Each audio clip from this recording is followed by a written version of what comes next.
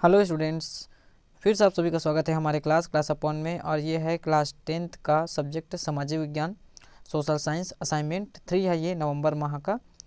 तो यहाँ पे मैंने पूरे क्वेश्चंस के आंसर जो है वो उस अच्छे डिटेल में लिख दिए हैं, साथ ही साथ मैं इसको समझाऊंगा भी। लेकिन उससे पहले मैं ये कहना चाहूँगा कि ये वीडियो स्पेशली मैंने ऐसे स्टूडेंट्स के लिए बनाया है जो किसी कारण से ऑनलाइन क्लास अटेंड नहीं कर पाए हैं, मोबाइल ना होने की वजह से या नेटवर्क प्रॉब्लम, चाहे जो भी कारण हो, है ना। तो ऐसे स्टूडेंट्स के लिए ही मैंने स्पेशली ये वीडियो बनाया है। उसके अलावा अगर आपने ऑनलाइन क्लास वगैरह सब अटेंड किए हैं, उसके बावजूद ये वीडियो देख रहे हैं, तो इसे समझने की कोशिश कीजिएगा, उसके बाद ही नोट कीजिएगा। तो आगे बढ़ते हैं हमारे क्वेश्चन की तरफ, जहाँ पे हमारा क्वेश्चन नंबर फर्स्ट है, खरीफ रबी और जायद फसलों का विवरण उदाहरण सहित लिखे। तो मैंने थोड़ा डिटेल में लिख दिया है यहाँ पे। इसी में जो मानसून किस तरीके की होती है उसे भी मैंने समझाया है। अगर आपको शॉर्ट में लिखना है तो जो फसलों के बारे में डिटेल जानकारी दी गई है उसे लिख सकते हो आप। तो पूरे डिटेल में यहाँ पे आंसर दिया गया है। तो स्टार्ट करते हैं हम लोग खरीफ फसल की। तो खरीफ फसल जो होता है वो मानसून के आगमन के साथ ही हो जाता है। खरीफ फसल की बुआई हो जाती है। मानसूनी वर्षा जो है लगभग पूरे वर्ष भारत में होता है। इससे खेती के लिए पानी की उपलब्धता आसानी से हो जाती है। इसलिए इस ऋतु में देश के लगभग पूरी कृषि भूमि पर खेती की जाती है। इसमें मुख्यतः अधिक आर्द्रता और उच्च ताप वाली फसलें उगाई जाती है जिसे खरीफ की फसल कहते हैं हम। इसमें जो मुख्य फसल जो है वो है धान, मक्का, ज्वार, बाजरा,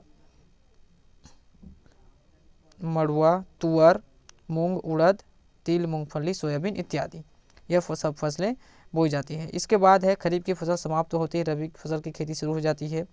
इस समय यह जो है खेती पूरे शीत ऋतु तक चलती है।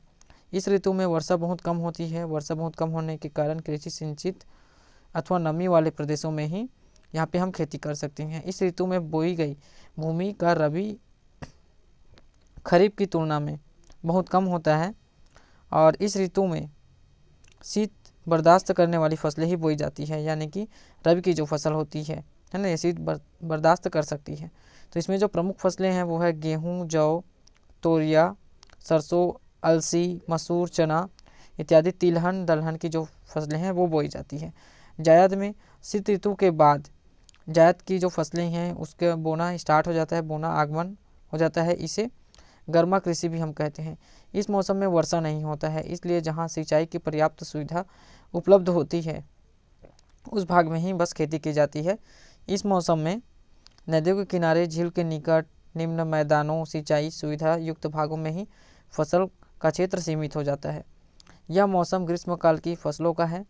इससे उच्च तापमान सहने वाली फसलों का उत्पादन होता है, जैसे कि प्रमुख फसलें खीरा, ककड़ी, तरबूज, सब्जियां, ये सब जो है जायद की फसलों में आती है। फिर उसके बाद है क्वेश्चन नंबर 2, रूस में 1905 से 1940 के बीच लोकतंत्र के विकास की समीक्षा कीजिए। तो यहाँ पे देखिए लोकतंत्र की समीक्षाओं पर हमने यहाँ पे कुछ पॉइंट्स बनाए हुए हैं, उसी के आधार पर समझाया है। तो 1905 में डूमा की स्थापना। तो डूमा क्या होता है ये जानेंगे। 1905 तक रूस में क्रांतिकारी दलों का गठन हो चुका था। मजदूर अपने काम के हालातों के विरुद्ध लोकतंत्र के लिए हड़ताल करने लगे। इसी समय हुए गोलीकांड के बाद दबाव में जार को डूमा की घोषणा करनी पड़ी। तो डूमा जो है वो एक संसद होता है। इसके बाद चुनी हुई संसद की स्थापना हुई, लेकिन इसके चुनाव की पद्धति ठीक से नहीं हुई या पूर्ण रूप से लोकतांत्रिक नहीं था, यानी कि लोगों के द्वारा चुना गया नहीं था। इस पर कुछ अविभाज्य वर्ग का नियंत्रण बना रहा, यानी कि कुछ ऐसे परिवार जो तानाशाही जो वर्ग था उस पर नियंत्रण बना रहा। फिर उसके बाद 1917 की क्रांतिकारी जारशाही का पतन। तो फरवरी क्रांति के बाद जारशाही का पतन हुआ और रूस में फोरेंस्की के नेतृत्व में लोकतांत्रिक सरकार बनी। लेकिन यह सरकार लोगों को संतुष्ट नहीं कर सकी और अक्टूबर 1917 में इस सरकार को हटाकर बोल्शेविक पार्टी ने क्रांतिकारी सरकार का गठन किया। इसके बाद शांति संबंधी और जमीन संबंधी ऐलान किए गए। जमीनें किसानों को बांट दी गई। उद्योगों व बैंकों का राष्ट्रीयकरण किया गया। इसके बाद है औद्योगिकीकरण एवं समूहीकरण। तो 1928 के बाद रूस में देशी संस्थानों और पूंजी का प्रयोग करके नियोजित आर्थिक विकास की योजना का क्रियान्वयन किया गया। धीरे धीरे रूस में बड़े बड़े उद्योग विकसित होने लगे। कृषि का समूहीकरण किया गया। छोटी छोटी खेती न करके लोग अपने खेतों को एक साथ जोड़कर एक समूहीकरण की कृषि करते थे। 1938 तक रूस में निजी कृषि समाप्त हो गई, समूहीकरण कृषि की व्यवस्था आरंभ हो गई। फिर है क्वेश्चन नंबर 3, क्रेडिट कार्ड से क्या आशय है? बचत खाता और स्थायी जमा खाता में क्या अंतर है, ये बताइए। तो क्रेडिट कार्ड एक एटीएम की तरह का ही कार्ड होता है जो बैंक प्रदान करता है। एटीएम से भुगतान आप तभी कर सकते हैं जब आपके खाते में पैसा हो, लेकिन क्रेडिट कार्ड का धारक खाते में पैसा नहीं होने पर भी क्रेडिट कार्ड धारक एक निश्चित सीमा तक भुगतान कर सकता है, खरीदी कर सकता है। बाद में उसे वह पैसा क्रेडिट कार्ड जारी करने वाली कंपनी को भुगतान करना होता है। बचत खाता और स्थायी खाता में अंतर। तो बचत खाते में हम जब चाहे पैसा निकाल सकते हैं, किसी को भुगतान करने के लिए चेक दे सकते हैं। यह हमारा पैसा है जिसे बैंक ने सुविधा और सुरक्षा प्रदान करने के लिए रखा जाता है। बैंक हमें यह वचन देती है कि मांगने पर वह पैसा हमें उपलब्ध करा देगा, इसलिए इसे मांग जमा कहा जाता है, खाता कहा जाता है। बचत खाता, इस राशि पर बैंक 4% वार्षिक ब्याज की दर से ब्याज देती है। तो ये है इसका रूल। फिर है स्थायी जमा खाता, एक निश्चित समय के लिए जमा होती है, जैसे को फिक्स बोलते हैं, फिक्स डिपॉजिट अकाउंट। तो निश्चित समय सीमा के लिए बैंक के पास जमा रहता है।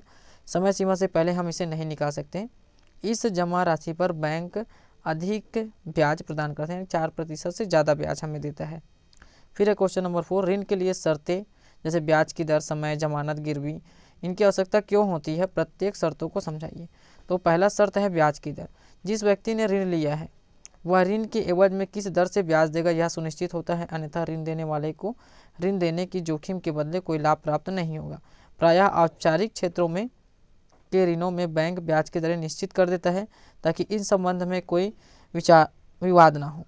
ऋण लेने वाले व्यक्ति को ब्याज की राशि मूलधन के अतिरिक्त चुकानी होती है, यही ऋण देने वाले का लाभ होता है। फिर उसके बाद है क्वेश्चन नंबर 2, समय। ऋण चुकाने के लिए समय सीमा भी निश्चित रहती है ताकि ऋण लेते समय ही यह तय हो जाए कि यह कितनी किस्तों में अदा किया जाएगा। फिर उसके बाद है जमानत। जमानत को समर्थक ऋणाधार कहते हैं।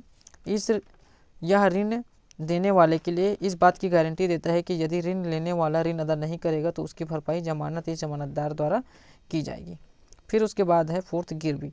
गिरवी भी एक तरह की जमानत ही है। ऋण लेने वाला व्यक्ति जो ऋण प्राप्त करता है उसके बदले में कोई कीमती वस्तु या गहने ऋण देने वाले के पास गारंटी के रूप में रखता है। इससे ऋण देने वाला इस बात के लिए निश्चित हो जाता है कि ऋण लेने वाला ऋण नहीं चुका पाया तो गिरवी रखी हुई वस्तु को अपने पैसों की भरपाई कर सकता है।